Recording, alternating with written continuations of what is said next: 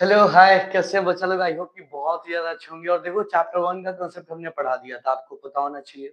मैंने बोला भी था कि सर जैसे ही चैप्टर 1 का कांसेप्ट मैं खत्म करूँगा, वैसे ही मैं आप लोगों को कुछ इंपॉर्टेंट क्वेश्चंस दूँगा बनाने के लिए, जो आप सभी बच्चों को सॉल्व करना होगा। जैसे ही आपको लगेगा कि नहीं सर इसमें प्रॉब्लम आ रही है, आप मुझे बताना है। आप जैसे ही मुझे बताओगे मैं सेम क्वेश्चन को सॉल्व कर दूँगा। इसके अलावा और भी कुछ इंपॉर्टेंट क्वेश्चंस होंगे जो मैं सॉल्व कराऊँगा, ठीक है? अच्छा मेरा आवाज़ आप सभी को क्लियर जा रहा है क्या? एक बार कमेंट करके बता दो ज़रा। आप सभी को मेरा वॉइस क्लियर जा रहा है? वॉइस, वीडियो सब कुछ क्लियर है? बताओ तो एक बार कमेंट करो सब कोई कमेंट करो बताओ वॉइस और ये सब कुछ क्लियर है? प्रॉपर तरीके से बताओ जल्दी। चलो,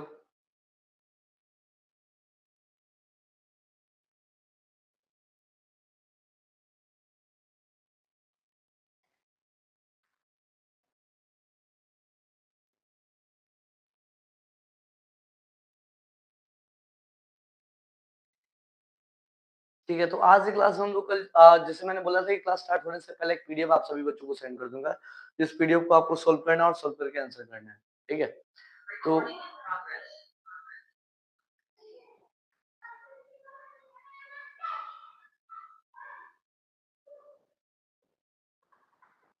ठीक है, तो आप सभी को एक बार कमेंट करके बता दो कि यस सर हमने वीडियो को जो पीडीएफ आपने भेजा था वो हमने बना लिया। सुशांत, रौनक आ चुके हैं, हमारे आर्यन आ चुके हैं, सभी बच्चे आ चुके हैं तो क्लास को करते स्टार्ट बिना देरी किए हुए क्योंकि आप सबको पता है हमारा एक-एक टाइम जो है बहुत एक-एक दिन हमारे लिए बहुत ही ज़्यादा कीमती है, बहुत ही ज़्यादा प्रीशियस है। ठीक है?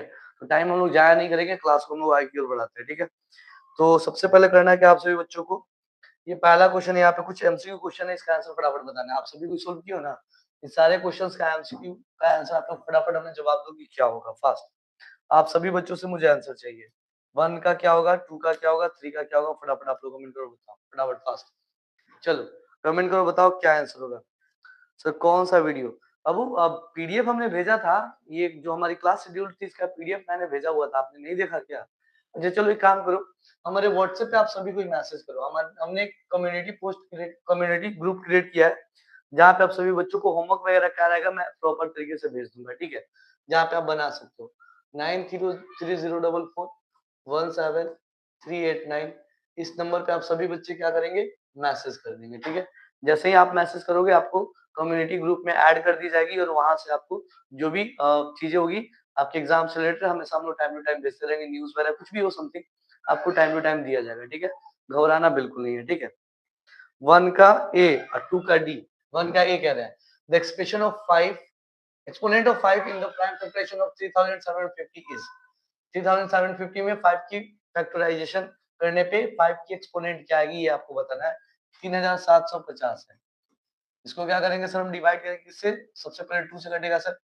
2 1 जा 2 17 2 8 जा 16 1 15 2 7 जा 14 2 5 जा 10 5 से कटेगा सर 5 3 जा 15 3 37 5 7 जा 35 2 25 5 5 जा 25 फिर 5 से सर 5 7 जा 35 2 25 5 5 जा 25 फिर 5 से कटेगा सर 15 5 जा 75 फिर 5 से कटेगा सर 3 7 अब यहाँ पे देखेंगे 5 की पावर कितनी आई तो सर 5 की पावर 4 आ जाएगा 5 की पावर कितनी आ जाएगी 4 तो एक्सपोनेंट हो जाएगा 4 तो हमारा आंसर बी हो जाएगा 1 का आंसर बी होगा बाबू ठीक है 1 का आंसर क्या होगा बी होगा ठीक है 1 का आंसर क्या होगा बाबू कहोगे सर जी 1 का आंसर हमारा बी होगा फटाफट से कमेंट करो और 2 का आंसर हमारे रौनक बाबू का आंसर डी होगा अच्छा सुशांत आप आंसर क्यों नहीं कर रहे हो बताओ क्वेश्चन आपके सामने रखा हुआ है इतना हलवा हलवा क्वेश्चन है बताओ आंसर कब करोगे सुशांत सेकंड का सेकंड यानी कि 2 होगा क्यों चलो चेक करते हैं if two positive integers a and b are written as a is equals to x square y square b is equals to x y का cube ठीक है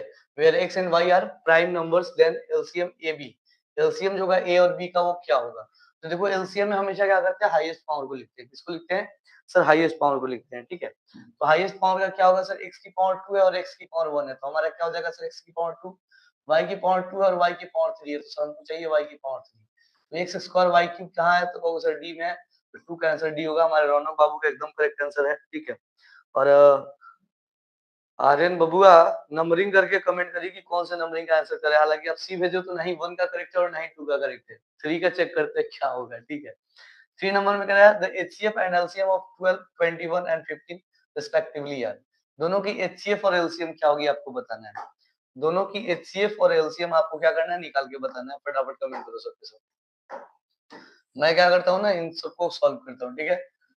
दोनों की एचसीएफ और एलसीएम आपको निकालनी है, क्या होगा फटाफट से कमेंट करो, ठीक है। 1 का आंसर क्या होगा सर जी, ये होगा, सॉरी ये नहीं, अरे गड़बड़ जा रहा है। 1 का आंसर बी होगा और 2 का आंसर जो है सर हमारा डी हो जाएगा। 3 को चेक करते हैं सर, तो 12, 21 और 15 है। 12, 21 एंड 15 है। तो 12 कटेगा सर 2 से 6 जा, फिर 2 से 3 जा। 21 कटेगा सर 3 से 7 जा और 15 कटेगा सर 3 से 5 जा। तो यहाँ पे क्या करेंगे बाबू, और 12 इज इक्वल टू क्या लिखेंगे सर, 2 की पावर 2 और 3 की पावर 1। वहीं पे 21 क्या लिखेंगे सर, 3 इंटू का 7, 3 की पावर 1। उसके बाद में 15 को क्या लिखेंगे सर, 3 की पावर 1 इंटू का 5।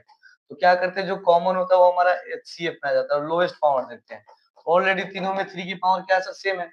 जब तीनों में 3 की पावर सेम है तो 3 की पावर 1 ही आ जाएगी। जो बच जाता है उसको भी ये हो गया हमारा सर, ये एचसीएफ हो जाएगा। एलसीएम में क्या होता है, जो कॉमन है उसको एक बार ही लिख लो और जो बच गया उसको भी लिख लो, ठीक है। यानी जो कॉमन है उसका हाईएस्ट पावर लिख लो और जो बच गया उसको भी लिख लो। तो सर ये हो जाएगा 3 4 जा 12, 12 5 जा 67 जा 420 हो जाएगा। यानी 3 और 420 हमारा करेक्ट आंसर हो जाएगा। 3 और 420 कौन से ऑप्शन में, इसको चेक करते हैं। 3 एंड 420 कौन से ऑप्शन में, 3 420 3 420 सर सी में है। 2 का 3 का सी, चलिए। तो आर्यन बाबू आपका 3 का आंसर सी सही रहा। तो आप सच में 3 का सी मारे थे क्या? बताइए तो जरा, कमेंट करिए तो। 3 420, हाँ चलिए, थर्ड का सी, हाँ बिल्कुल सही है बाबू, थर्ड का सी होगा, 3 और 420, ठीक है। अरे 420 से गाना याद आया, पता है क्या? लगा है 440 वोल्ट छूने से तेरे। सर वो पीडीएफ डाउनलोड नहीं होता है। हाँ बाबू, पीडीएफ डाउनलोड नहीं होगा, एप्लीकेशन पे आपको दिखेगा, आप वहां से चेक कर सकते हो। डोंट वरी, हमने कम्युनिटी पोस्ट जो क्रिएट करा है ना, वहां पे भेजेंगे, वहां से आप डाउनलोड कर सकते हो, ठीक है। उसका प्रिंट आउट भी ले सकते हो। If the HCF 65, HCF of 65 and 117 is expressible in the form of 65m minus का 117, then the value of m is। तो m की वैल्यू क्या होगा आपको पता करना है, ठीक है। आपको दिया हुआ है सर, ये 65 और 117 की जो HCF है हमारा, वो 65m और 117 के फॉर्म में लिखा हुआ है। तो सबसे पहले आपको पता होना चाहिए कि सर क्या क्या कह रहे हो बाबू? अरे आपकी बात समझ नहीं आ रही है। तो क्या करेंगे, यहाँ सबसे पहले एचसीएफ निकालेंगे। एचसीएफ ऑफ 65 एंड 170, दोनों की एचसीएफ क्या हो जाएगी सर, 13 हो जाएगी। और एचसीएफ हमारा कितना दिया हुआ है सर, 65 एम माइनस का 170। तो यहाँ हो जाएगा 65 एम माइनस की 117 इज इक्वल टू 13 हो जाएगा। अब क्या हो जाएगा बाबू, 65 m is equal to 13 minus का 117 जाएगा सर, प्लस का 117 हो जाएगा। 65 एम इज इक्वल टू क्या हो जाएगा सर जी, 130 हो जाएगा। तो एम की वैल्यू क्या हो जाएगा सर, 130 बाई में 65 कर लेंगे, कट जाएगा सर जी 2 का वैल्यू, यानी एम की वैल्यू क्या आ गया सर, 2 आ गया। एम की वैल्यू क्या आ गया, कहोगे सर जी एम की वैल्यू 2 हो गई। हमारा ये आंसर करेक्ट है, ठीक है। ये हमारा करेक्ट आंसर होगा, ठीक है। 2 बिल्कुल सही है, बिल्कुल सही है, बिल्कुल सही है। ऐसे ही तुम लोग आंसर करो ना, मजा आएगा, ठीक है। अगला क्वेश्चन है, Arnav has 40 centimetre long red 84 centimetre long blue ribbon. He cuts each ribbon into pieces such that all pieces are of equal length. What is the length of each pieces? ठीक है, आपको each piece का length पता करना है। तो ध्यान दो, कभी भी किसी भी चीज को अगर हम डिवाइड करें, 2 3 4 हिस्सों में अगर बांटे और हमसे पूछा जाए कि इसका लेंथ क्या होगा, आप बताओ, तो कहोगे सर यहाँ पे लेंथ फाइंड आउट करने के लिए हम लोग एचसीएफ करते हैं। जब भी ईच पीस का या कभी भी पार्टिकुलर चीजों का वैल्यू पूछे तो हम हमेशा एचसीएफ ही कैलकुलेट करते हैं। इस बात को दिमाग में सेट कर लो, ठीक है। तो यहाँ क्या करेंगे सर, एचसीएफ। तो पहले बात सर, इसमें एचसीएफ बोला है, इसमें एलसीएम बोला सर, ये गलत होगा। इसमें भी एलसीएम बोला सर, ये गलत होगा। हमारे पास बचा 2 ऑप्शन, तो आपको देखना है इस दोनों में से कौन करेक्ट होगा। हमारे पास 40 और 84 है, तो देखना है यहाँ पे सर 4 सेंटीमीटर एज एचसीएफ दिया है और यहाँ पे 12 सेंटीमीटर एचसीएफ दिया हुआ है। तो कौन करेक्ट है, 4 करेक्ट है एचसीएफ या 12 करेक्ट है? सर 4 नंबर सही समझ नहीं समझ पाए। 4 नंबर 4 नंबर 4 नंबर। अच्छा देखो, कहने का मतलब क्या है, 65 और 117 की एचसीएफ जो है 65m माइनस 117 के फॉर्म में लिखा जाता है। इस तरीके से नहीं, जो भी इसका एचसीएफ की वैल्यू है उसको हम 65m माइनस का 117 के फॉर्म में लिखेंगे। तो पहले हमें इसका एचसीएफ पता होना चाहिए ना, तब ना हम उसको इक्वल करें। यानी कि हमारा जो भी एचसीएफ 5 आए 10 आए 15 आए जो भी है वो इसके बराबर है, इतना श्योर है। यानी क्वेश्चन कह रहा है कि एचसीएफ ये है और हम कह रहे हैं कि इसका एचसीएफ 13 है। हम क्या कह रहे हैं कि 65 और 117 की जो एचसीएफ होगी वो 13 होगा और क्वेश्चन कह रहा है ये है। तो जब ये है क्वेश्चन के अनुसार और हमारे अकॉर्डिंग 13 है, तो बताना है एम की जगह पे आखिर क्या होगा कि क्वेश्चन भी सही हो जाए और हम भी सही हो जाए। दोनों सही हो जाए। तो हमने क्या किया, यहाँ पे पहले दोनों का एचसीएफ निकाला हमने। दोनों की एचसीएफ सर 65 से 117 को डिवाइड करते हैं ना यहाँ पे। 65 1 जा 65 हो जाएगा सर। यहाँ जाएगा 17 से 7 से 5 गया 2, 6 52, 65 सर कितना कटेगा सर 1 जा 52 13 आ जाएगा। 13 से 52 कटाएंगे सर 13 4 जा 52 कट गया ना, हमारा एचसीएफ आ गया 13। जब एचसीएफ 13 आ गया तो हम इज इक्वल्स टू में क्या लिखेंगे बाबू 13 को लिखेंगे। जो हमारा क्वेश्चन में दिया हुआ 65 और 117 उसका एचसीएफ क्या हो जाएगा 13 हो जाएगा। और क्वेश्चन के अकॉर्डिंग एचसीएफ ये है और हमारे अकॉर्डिंग एचसीएफ ये है, दोनों बराबर होगा, जाहिर सी बात है ना। क्वेश्चन गलत तो कह नहीं रहा है और हम तो गलत बना नहीं सकते, आपके विनय सर है ना, पता है। तो हमने क्या किया, माइनस 117 को राइट साइड भेजा, तो माइनस का 117 प्लस का 117 में गया 65 m इज इक्वल टू 130 हो गया। m is equal to 65 divide में चला जाएगा, हमारा m की वैल्यू कितना आ जाएगा सर 2 आ जाएगा। अब बताओ, अब समझ में आया सर जी? 14 नवंबर से 31 जनवरी तक है सर। सर थोड़ा स्लो लिखिए, फास्ट है ज्यादा स्लो। अरे क्या मतलब, क्या ज्यादा स्लो लिखे, क्या करे बताओ जरा। 5 का ए होगा, बिल्कुल सही है बात बाबू। एचसीएफ इसका 4 होता है। 40 और 84 यानी 40 और 84 की जो एचसीएफ होती है वो हमारा 4 होता है।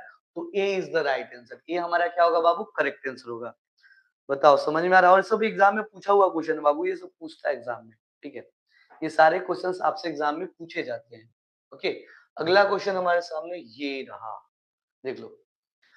The largest number which divides 70 and 125, leaving remainder 5 and 8 respectively is, बताओ इसमें कौन करेक्ट होगा। देखो ये क्वेश्चन एज आपको subjective question as it is subjective में भी पूछ देता है, सेम क्वेश्चन सब्जेक्टिव में भी आपसे पूछे जाते हैं, ठीक है।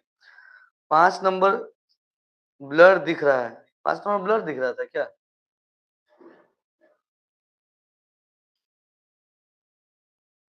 मैं थोड़ा सा साइड हो जाऊं क्या? देख लो एक बार 5 नंबर क्वेश्चन को अच्छे से, पीडीएफ में वैसे आपके है, एक बार 5 नंबर क्वेश्चन को अच्छे से देख लो। देखो तो ब्लर दिख रहा है क्या अभी?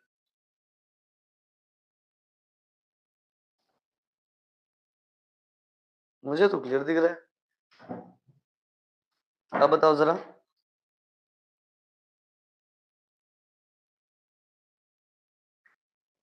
सर ठीक है, हाँ हो सकता है बच्चा आपके नेट में थोड़ा सा इशू होगा, मे बी। आप पीडीएफ एक बार देख लीजिएगा, इसका आंसर ए होगा, 4 का आंसर सॉरी 5 का आंसर ए होगा। ओके, अब आते हैं छठा नंबर प्रश्न आपके सामने ये है। 70 और 125 का वो नंबर पता करना है जो दोनों को डिवाइड कर सके और रिमाइंडर क्या छोड़े, तो सर 5 और 8। बहुत मजेदार क्वेश्चन है, ध्यान दो। 5 और 8 एज ए एचसीएफ आपको मिले, बताइए क्या होगा जल्दी। 6 का ए, तो सर क्लियर दिख रहा है। अच्छा अनुष्का आ चुकी है, thank you so much Anushka, आपने क्लास ज्वाइन कर लिया, बहुत अच्छी बात है, ठीक है। तो यहाँ हम लोग बात करते हैं सर जी, अनुष्का कहना है सर ये होगा, चलो चेक करते हैं। देखो जब भी आपसे ये question as a subjective 2 marks में पूछे जाते हैं, ऐसे क्वेश्चन 2 मार्क्स में पूछे जाते हैं एचसीएफ और एलसीएम बेस्ड। तो अगर मैं बात करूं कि सर इसके रिमाइंडर क्या है, जब भी एचसीएफ और एलसीएम केस में, देखो बाबू हमेशा याद रखिएगा, एचसीएफ में रिमाइंडर की बात बोले, एचसीएफ में जब रिमाइंडर की बात बोलेगा तो आप क्या करोगे, रिमाइंडर को पहले माइनस करोगे, फिर आप एचसीएफ कैलकुलेट करोगे। और अगर एलसीएम में रिमाइंडर की बात बोले, रिमाइंडर अगर सेम का है इन ईच केस, तो आप क्या करोगे, पहले एलसीएम निकालोगे और रिमाइंडर को ऐड करोगे। रिमाइंडर को क्या करोगे बाबू, ऐड। एलसीएम के केस में रिमाइंडर को ऐड करते हैं, एचसीएफ के केस में रिमाइंडर को माइनस करते हैं। एचसीएफ में पहले माइनस करेंगे बाद में एचसीएफ निकालेंगे, और एलसीएम में पहले एलसीएम निकालेंगे बाद में प्लस करेंगे, ठीक है। और एलसीएम में एक और केस आता है, different remainders for different numbers.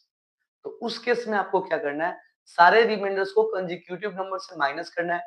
Minus करने के बाद आपको सारे वैल्यू एक जैसे होने चाहिए। अगर एक जैसा है तो ठीक, नहीं है तो कुछ तो गड़बड़ है बाबा, ठीक है, पता है ना, हमारे बाबूराव का स्टाइल पता है ना, ठीक है, वहां कुछ ना कुछ गड़बड़ होगा, ठीक है। तो आप क्या करोगे, माइनस करने के बाद जो सेम नंबर आएगा, आप एलसीएम निकालने के बाद सेम नंबर को घटा लोगे, ठीक है। वैसे क्वेश्चंस हम कल के क्लास में प्रैक्टिस करा के परसों से चैप्टर 2 हम स्टार्ट कर देंगे, ठीक है। और घबराओ मत, सिलेबस ऑन टाइम फिनिश करेंगे, ठीक है। घबराने की, चिंता करने की कोई जरूरत नहीं है, ठीक है। कुछ बेसिक चैप्टर्स है जो बिल्कुल क्या होता है ना, हमारे लिए इंपॉर्टेंट होता है। और हमारे रौनक बाबू कह रहे हैं, अंकों की दुनिया में राह दिखाते आप कठिन, अंकों की दुनिया में राह दिखाते आप कठिन से कठिन सवाल को आसान बनाते आप, हमारी सोच को नई उड़ान देने वाले, धन्यवाद सर, मैं गणित से इसको सिखाने वाले। अरे क्या बात है, दिल जीत लिया बच्चा, ध्यान दो यहाँ पे। तो हमारे पास क्या सर 70 है। सबसे पहला हम काम क्या करेंगे बाबू, 70 से माइनस करेंगे पहला रिमाइंडर 5। दूसरा सर 125 है, इससे माइनस करेंगे 8 को। यहाँ पे क्या आ जाएगा सर 65 आ जाएगा, और यहाँ पे क्या आ जाएगा बच्चा, कहोगे सर ये 117 आ जाएगा। अच्छा ये क्वेश्चन है, सियरवा हुए है लेकिन पूछ रंग वही है, ठीक है, समझ में आया ना। क्वेश्चनवा तो हुए ना जो थोड़ा देर पहले सोल्व किए थे। इसका एचसीएफ निकाले तो कितना आया था, 13, याद है कि नहीं बता, थोड़ा देर पहले ही बताया था ना। एचसीएफ क्या है, 13 होता है इसका। तो यहाँ डायरेक्ट हम क्या करेंगे, टिक करेंगे 13।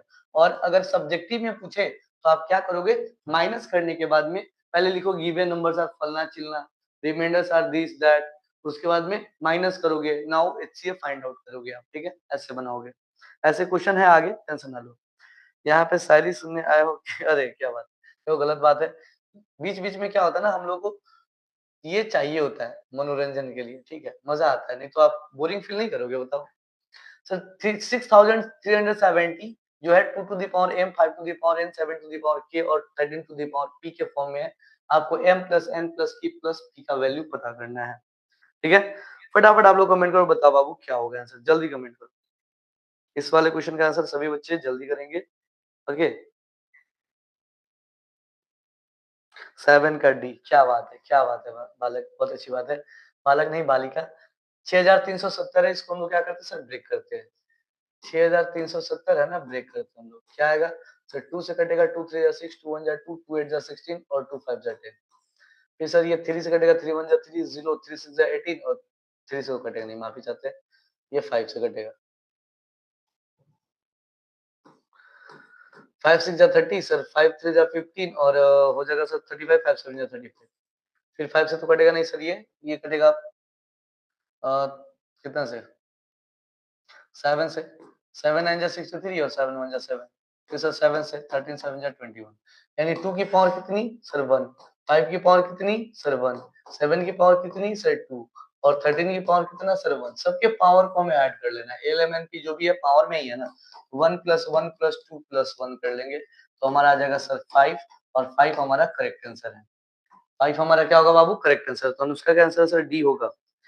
आपका वीडियो रुक रुक के आ रहा है सर, रुक रुक के क्यों आ रहा है, नेटवर्क इशू है क्या, चेक करो तो जरा, नेटवर्क प्रॉब्लम है क्या आपके पास। रुक रुक के तो नहीं आना चाहिए, हमारे फोन में क्रिस्टल एंड क्लियर दिख रहा है। सर रिपीट, कौन से क्वेश्चन को रिपीट करूं बाबू, देखो ये है 6370, इसके जो है फैक्टराइज यानी कि प्राइम फैक्टराइजेशन करने के बाद जो हमारे प्राइम नंबर्स है कुछ इस प्रकार है, 2 to the power m, 5 to the power n, 7 to the power k into 13 to the power n।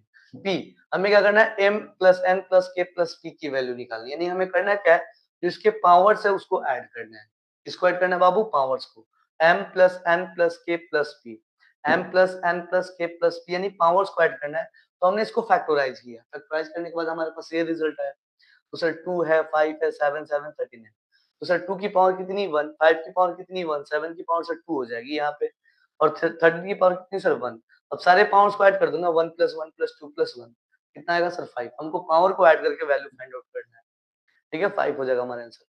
अगला क्वेश्चन है, a का वैल्यू है 2 टू द पावर 3 into 3 और b की वैल्यू है 2 into 3 into 5, c की वैल्यू है 3 की पावर n into का 5। एलसीएम जो है बाबू ए बी सी का, एलसीएम जो है ए बी सी का, वो 2 का पावर 3, 3 का पावर 2 और 5 है। अब आप हमें ये बताओ, पहले ये नंबर जो है इसको मैं यहाँ लिख लेता हूँ, ठीक। ये जो है हमारा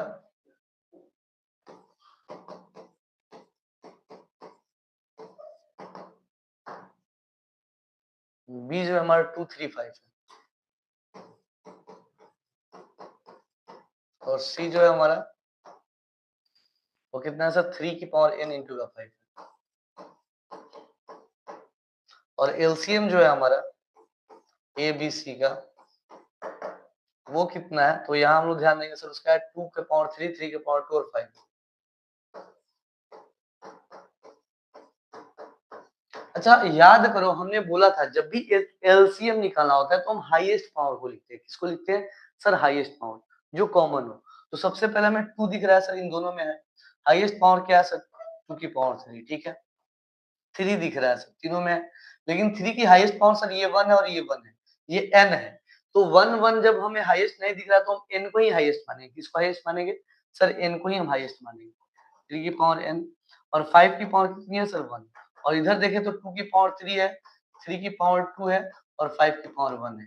तो सर ये दोनों बराबर है, ठीक है। ये दोनों भी बराबर है, ठीक है। तो ये दोनों भी तो बराबर ही होना चाहिए ना हमारा। तो इस हिसाब से n की वैल्यू क्या हो जाएगी? सर n की वैल्यू हमारी 2 हो जाएगी।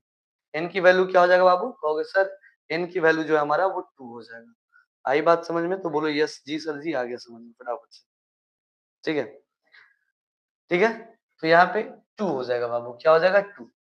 तो हमारा करेक्ट आंसर क्या है? बी हो जाएगा। ठीक है? बी क्या हो जाएगा हमारा? करेक्ट आंसर हो जाएगा। ठीक है?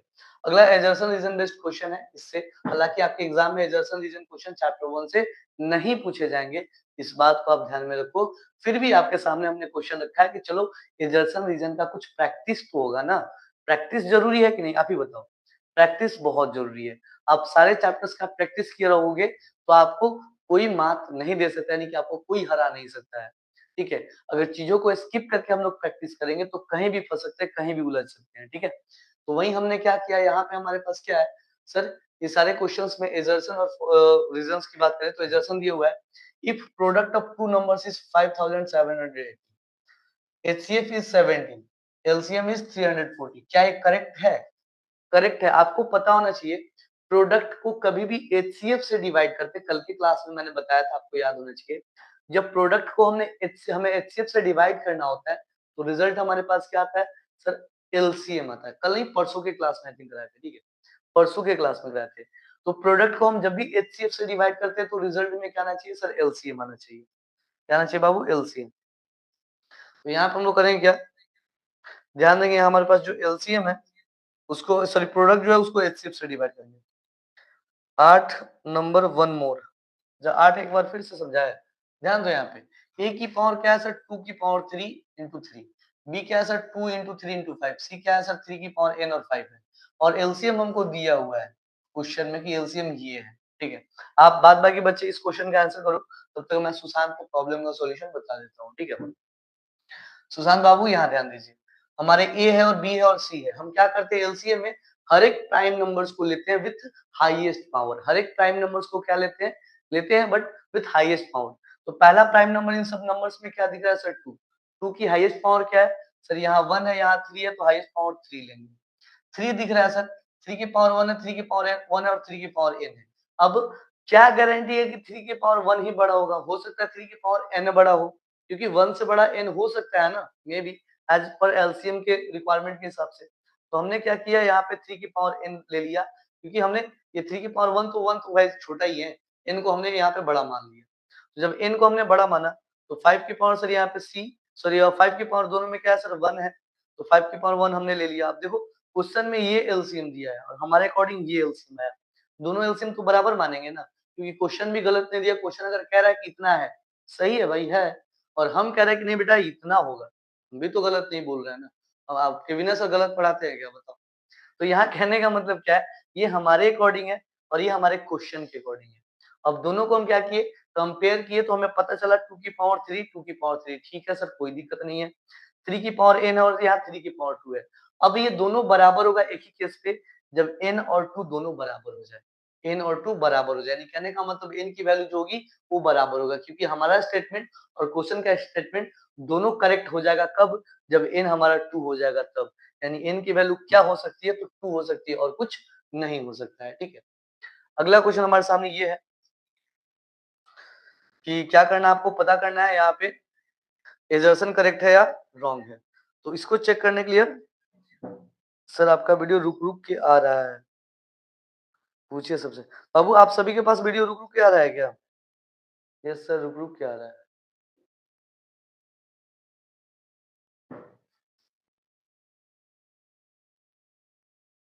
नहीं एग्जैक्ट सही तो जा रहा है। नेटवर्क इशू थोड़ा सा हो सकता है बाबू, आप नेटवर्क का को थोड़ा चेक करो। बाद बाकी बताओ, तो सबके पास वीडियो रुक रुक के जा रहे हैं क्या? सभी के पास वीडियो रुक रुक के जा रहा है क्या? एक बार कमेंट करो तो सभी कोई।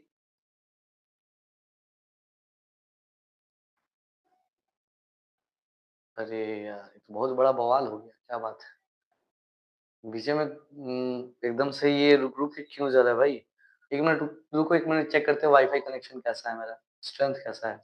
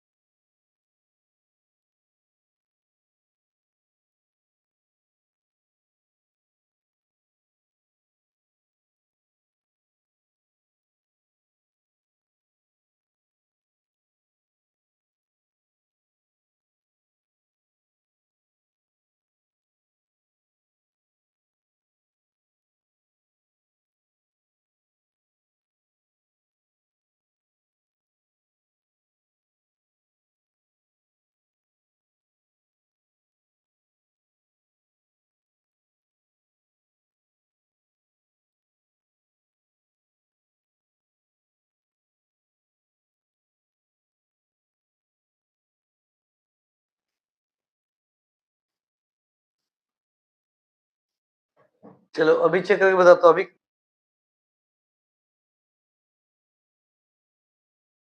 करेक्ट जा रहा है?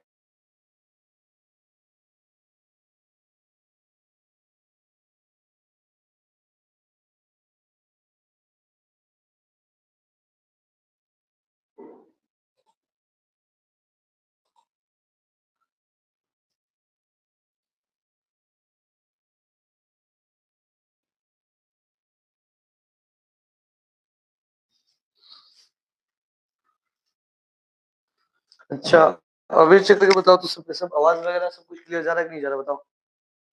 अभी आप सभी को ही बताओ क्लियर जा रहा है सब कुछ? हुँ?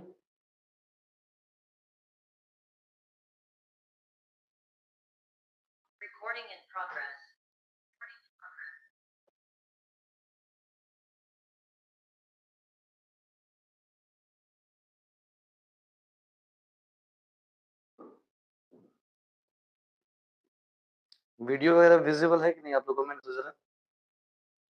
वीडियो विज़िबल है कि नहीं? हेलो, वीडियो विज़िबल है कि नहीं बताओ ज़रा?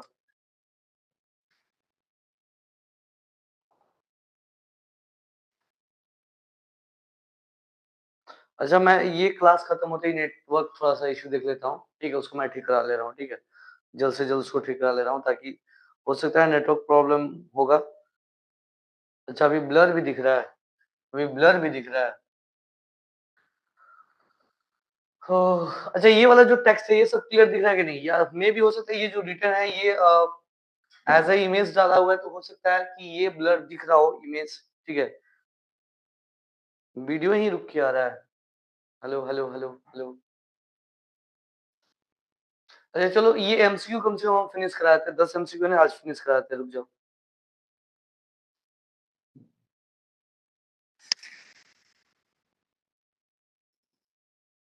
सुशांत अभी आप कॉल कर रहे हो क्या?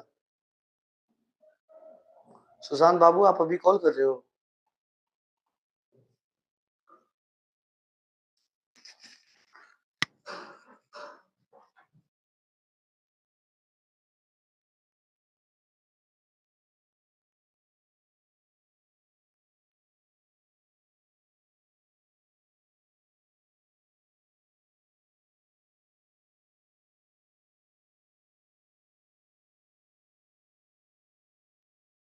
ताकि दूसरे क्लास में दिक्कत ना आए, ठीक है? नेटवर्क इश्यू जो भी है वो हम देख लेते हैं, थोड़ा-सा प्रॉब्लम आ रही है, सो ठीक है। दूसरा आप अपने फ़ोन में चेक कीजिए तो प्रॉपर वीडियो वगैरह आ रहा है, ठीक है? बच्चे लोग का कहना है कि सर थोड़ा ब्लर आ रहा है। तो इस क्वेश्चन को हम लोग देखते हैं, कह रहा है इसका एलसीएम दिया हुआ है हमारा कितना? सर प्रोडक्ट ऑफ नंबर 5780 है, एचसीएफ 17 और एलसीएम 340 है। चेक कर लेते हैं। 5780 को क्या करेंगे? डिवाइड करेंगे 17 से। देखो यहाँ पे 4 ऑप्शंस होते हैं। ऑप्शन ए में क्या होता है? Both A and R are true and R is the correct explanation of A. अगर एजर्शन और रीजन दोनों करेक्ट हो तो ए और बी दोनों में से कोई एक होगा। अगर एजर्शन और रीजन दोनों करेक्ट है तो या तो ए आंसर होगा, नहीं तो बी होगा। दूसरी बात, अगर आपके एजर्शन सही हो, रीजन गलत है, दोनों में से कोई एक गलत है, एजर्शन और रीजन दोनों में से कोई एक गलत है, तो यहाँ पे आपका आंसर कोई एक सही होगा, या तो सी सही होगा, नहीं तो डी सही होगा, ठीक है। अगर दोनों में से कोई एक गलत है तो सी या डी, दोनों सही है तो ए और बी। ये देखो मैक्सिमम बच्चों को ना एजर्शन और रीजन सोल्व करने नहीं आता है, तो पहले समझ लो सोल्व करते कैसे। हमें बस चेक करना होता है कि एजर्शन और रीजन की स्टेटमेंट कैसी है। तो यहाँ पे हमारे एचसीएफ दिए हुए और प्रोडक्ट दिए हुए हैं, तो हम क्या करेंगे? चेक करेंगे इस प्रोडक्ट को एचसीएफ से डिवाइड करके। 17 से 17 3 जा 51 होता है सर, और यहाँ पे वजह से 68, 17 4 जा 68 और 0 340। बिल्कुल सही है बाबू, ये 340 एकदम करेक्ट आ रहा है। तो कहने का मतलब एजर्शन तो मेरा सही है, ये हमारा ट्रू है। ये क्या है सर? ट्रू है। अब रीजन चेक करते हैं। HCF is always a factor of LCM. HCF जो होता है हमेशा एलसीएम का एक फैक्टर होता है। एचसीएफ जो होता है हमेशा वो क्या होता है सर? एलसीएम का एक फैक्टर होता है। अब ध्यान दो, अगर हमें एचसीएफ निकालना होता है तो फॉर्मूला क्या होता है sir? Product of number, product of number, और बटे में क्या होता है सर? एलसीएम होता है। अच्छा एक और चीज, एक चीज मैं बता दूं, देखो एचसीएफ कहने का मतलब क्या समझो, ये बिल्कुल रीजन भी करेक्ट है बट नॉट, ये एक्सप्लेन नहीं कर रहा है। जैसे मैं अगर यहाँ पे कहूँ सर हमारे एक्स और वाई दो नंबर्स दिए हुए हैं, एक्स और वाई दो नंबर्स दिए हुए हैं, ठीक है। इसका एचसीएफ जो होगा बाबू वो इसको डिवाइड कर देगा, ये इसको divides, HCF divides X and Y, ठीक है। और एलसीएम जो होगा, LCM divided by, LCM is divided by, LCM divides X and Y. यानी कहने का मतलब है क्या कि एलसीएम को एक्स और वाई डिवाइड कर सकता है और एक्स और वाई को हमारा एचसीएफ डिवाइड कर सकता है, तो HCF also divides LCM, HCF also divides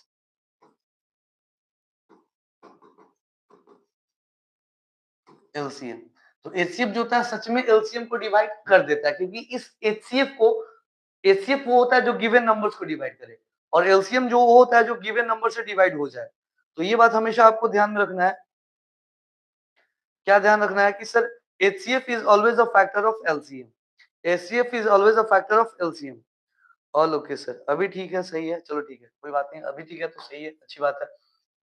तो यहाँ पे सर रीजन भी हमारा ट्रू है, लेकिन लेकिन लेकिन लेकिन दुख की बात ये है, लेकिन दुख की बात ये है, इस रीजन का, इस रीजन का एलसीएम ये एजर्शन से कोई मतलब नहीं है, इस रीजन का एजर्शन से कोई मतलब नहीं है।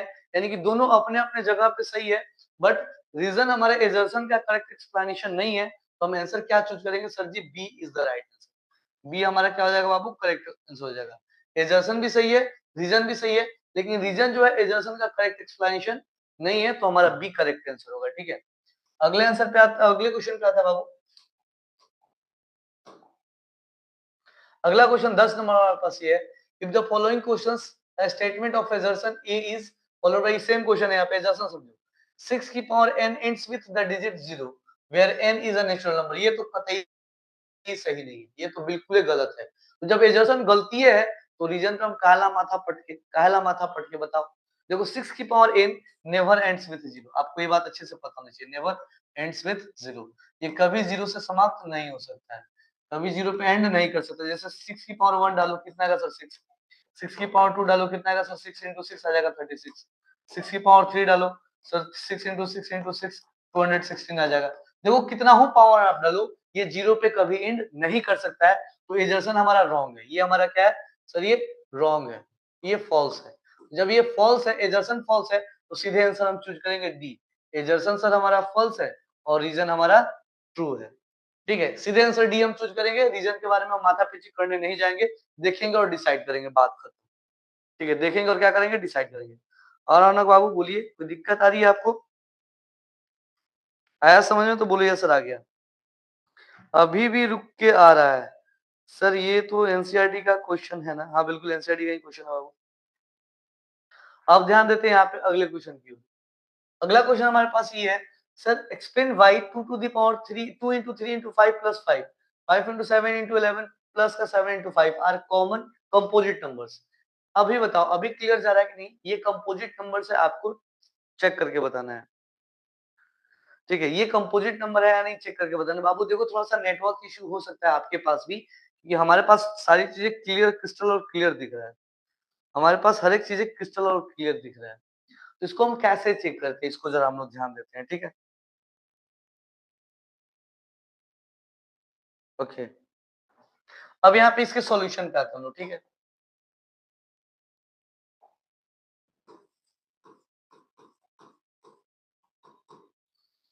गिवन नंबर्स आर, यहाँ लिखेंगे given numbers are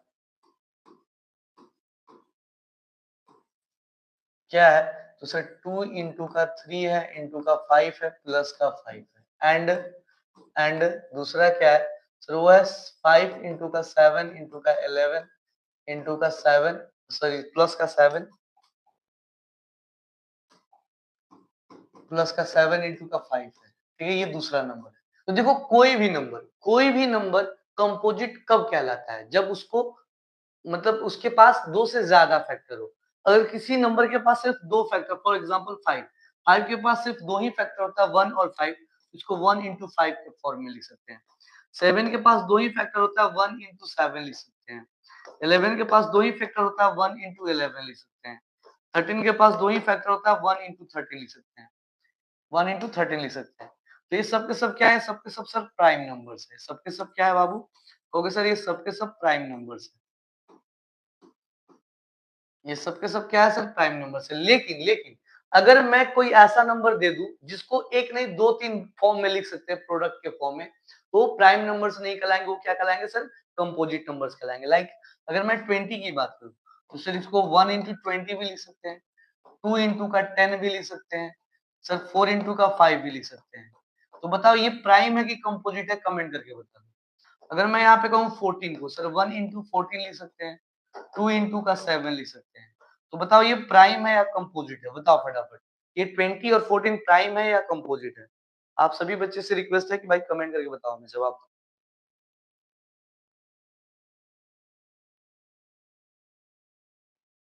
composite number, बहुत अच्छी बात है अनुष्का, बहुत अच्छी बात है। सुशांत के आज साइंस की क्लास नहीं कर पाए, क्यों सुशांत बाबू, कोई दिक्कत है क्या? बोलिए बाबू, कोई दिक्कत आ रही है क्या आपको, कोई परेशानी, कोई समस्या? भोज खाने जाना है क्या आज, बताइए तो। अरे भोज खाना तो अकेले अकेले, विनय सर को भी पूछ लिया करो कभी कभी। विनय सर भी भोज के बहुत बड़े दीवाने हैं, आपको पता है।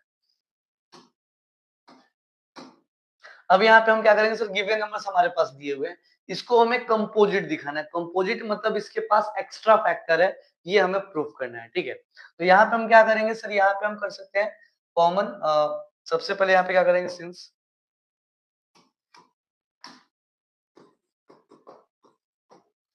2 इंटू 3 इंटू 5 प्लस के 5 इज इक्वल टू, क्या कर सकते हैं सर, 5 कॉमन ले लेंगे, हमारे पास बचेगा 2 इंटू का 3 प्लस का 1 बचेगा, यानी 2 इंटू 6 प्लस का 1 हो जाएगा, सॉरी 5 नहीं है 2।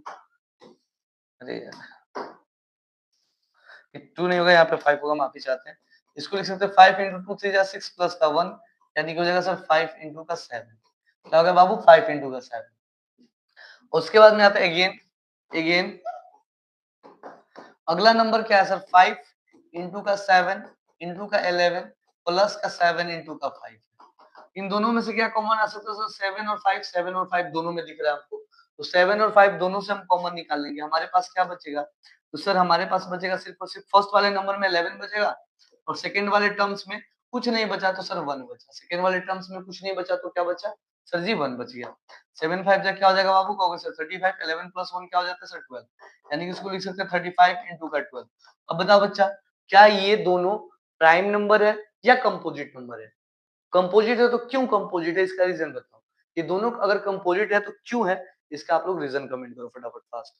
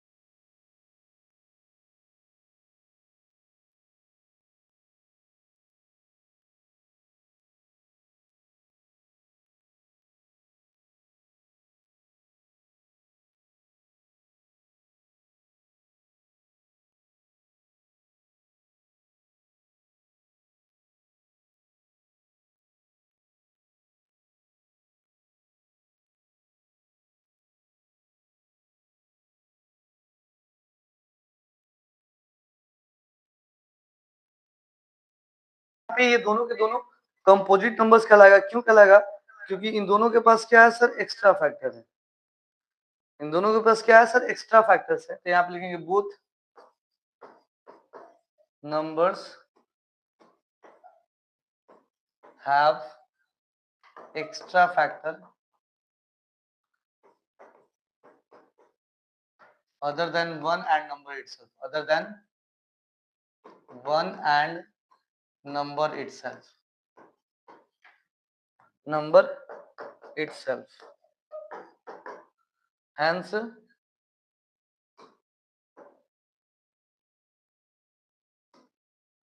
hence hence both numbers are composite. Hence both numbers are composite.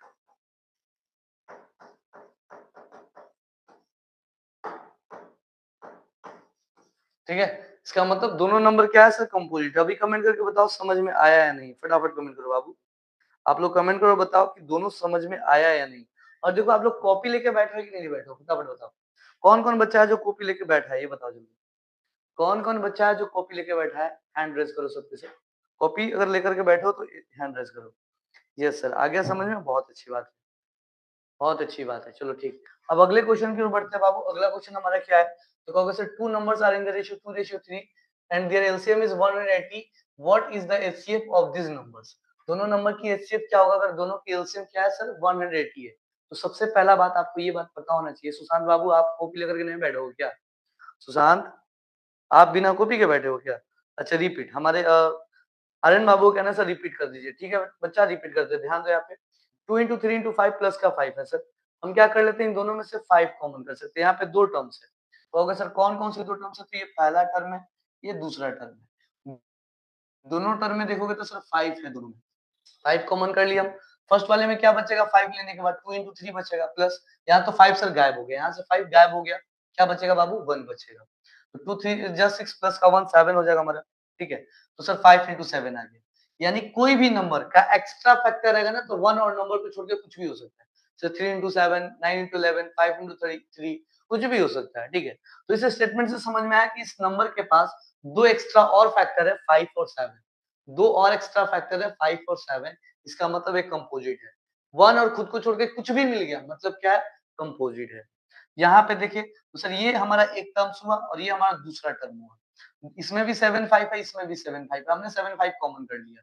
Bracket में यहाँ पे क्या बचा सर जी? 11 बचा, और यहाँ पे कुछ नहीं बचा तो 1 बचा। 11 प्लस 1 12 हो जाएगा, 35 इंटू 12। यानी इस नंबर के पास भी दो एक्स्ट्रा फैक्टर है, 35 और 12। इससे और ज्यादा भी फैक्टर्स है, बट हमें उससे मतलब नहीं है, हमें इन दोनों से मतलब है बस। ये दो एक्स्ट्रा फैक्टर आ गया ना, 35 और 12। ठीक है। तो सर ये दोनों फैक्टर है, इसका मतलब सीधा सा बात ये है सर, दोनों के पास 1 और नंबर के अलावा भी एक्स्ट्रा फैक्टर्स है, मतलब दोनों के दोनों क्या है, कंपोजिट नंबर्स है। बात सीधा सा था, इतना ही सा था। ठीक है। अगला क्वेश्चन है बाबू आप सभी के सामने, ये 12 number. Two numbers are in the ratio 2:3। Two numbers are in the ratio 2:3 and their LCM is 180। What is the HCF of this numbers? तो इन दोनों नंबर की एचसीएफ क्या होगी, आपको ये पता करके बताना है। ठीक है। दो नंबर्स का एलसीएम दे दिया है और रेशियो दिया है। ठीक है। तो यहाँ सॉल्यूशन करते हैं इसका। सॉल्यूशन में आएंगे, यहाँ लिखेंगे गिवन नंबर्स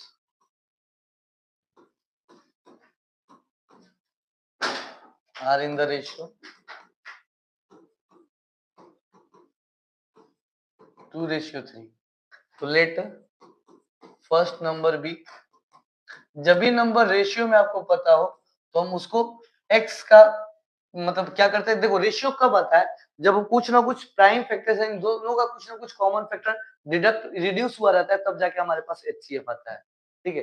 रिड्यूस हुआ रहता है तभी जाकर के हमारे पास क्या आता है, एचसीएफ आता है। ठीक है। तो यहाँ पे क्या हो जाएगा, लेट फर्स्ट नंबर भी हम क्या कर लेते हैं सर, 2x मान लेते हैं एंड सेकेंड नंबर भी, सेकेंड नंबर क्या मान लिए, 3x मान लेते हैं। क्या मान लेते हैं सर, 3x। पहले के 2x, पहले वाले को 2x और दूसरे वाले को सर जी 3x हमने मान लिया। अब हम करेंगे, अब अच्छा ध्यान दो यहाँ पे, according to question LCM of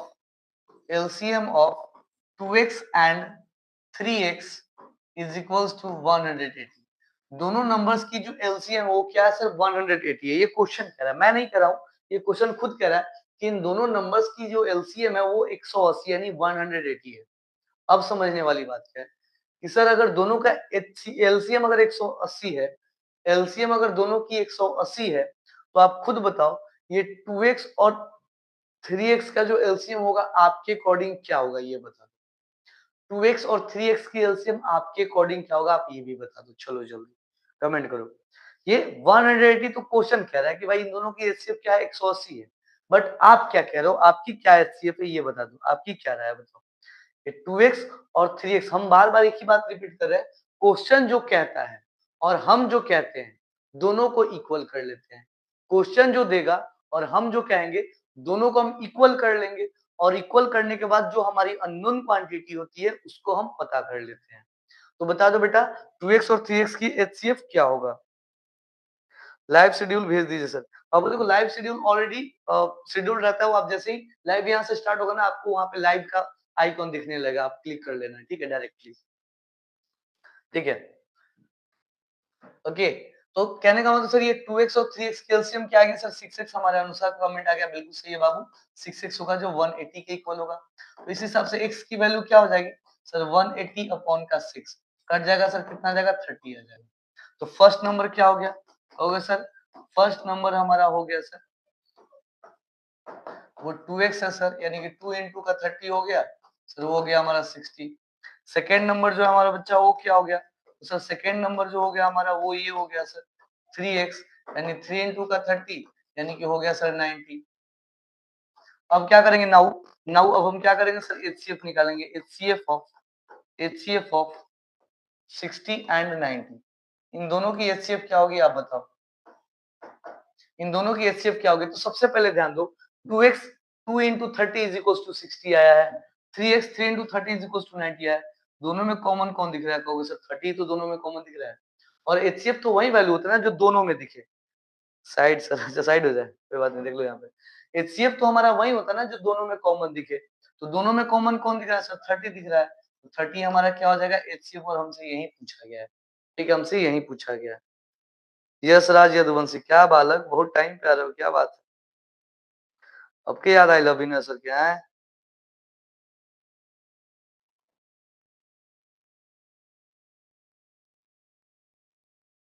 बताओ समझ में आया तो कमेंट करो, जी सर जी आ गया समझ में, फटाक से कमेंट करो अगर समझ में आ गया हो तो। ठीक है।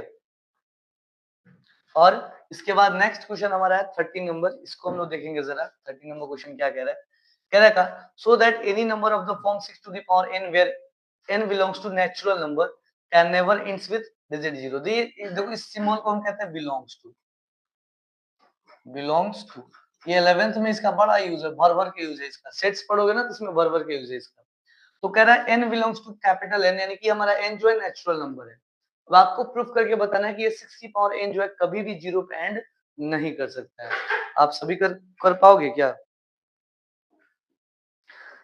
नहीं। हाँ, बिल्कुल सही बात है। हम बिहारी है, बहुत बड़े संस्कारी है। ठीक है। तो यहाँ पे ध्यान देंगे हम लोग 6 टू द पावर n है, कैसे सोल्व करेंगे ध्यान देते हैं। इसको दो तरीके से हम लोग सोल्व करते हैं। सबसे पहले 6 टू द पावर n जो है सर, गिवन नेचुरल नंबर क्या है?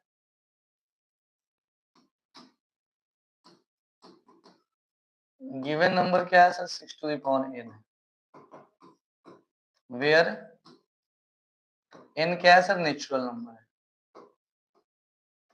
n क्या है सर? नेचुरल नंबर है।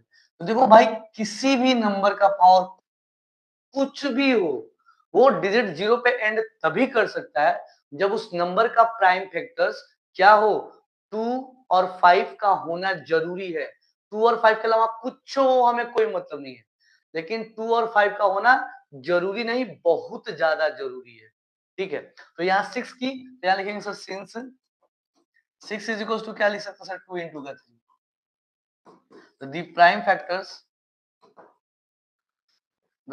factors of 6 are only 2 and 3.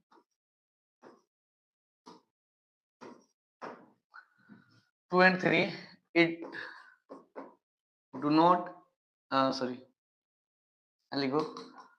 directly go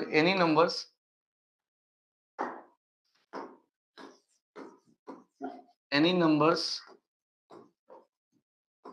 of power n can ends with 0 if and only if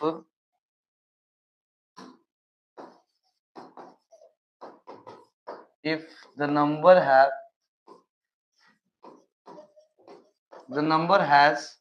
2 and 5 as prime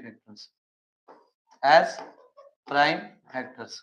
कोई भी number 0 से एंड तभी हो सकता है जब उस नंबर के पास 2 और 5 एक प्राइम फैक्टर के रूप में हो, तभी जाके पॉसिबल है, अदरवाइज ये पॉसिबल नहीं है। तो हम यहाँ पे समझेंगे, जब ये 2 और 5 यहाँ पे प्राइम नंबर्स तो हमारे है नहीं, इसमें सिर्फ और सिर्फ 2 और 3 या 5 है नहीं, हेंस 6 की पावर n, hence 6 to the power n cannot ends with 0।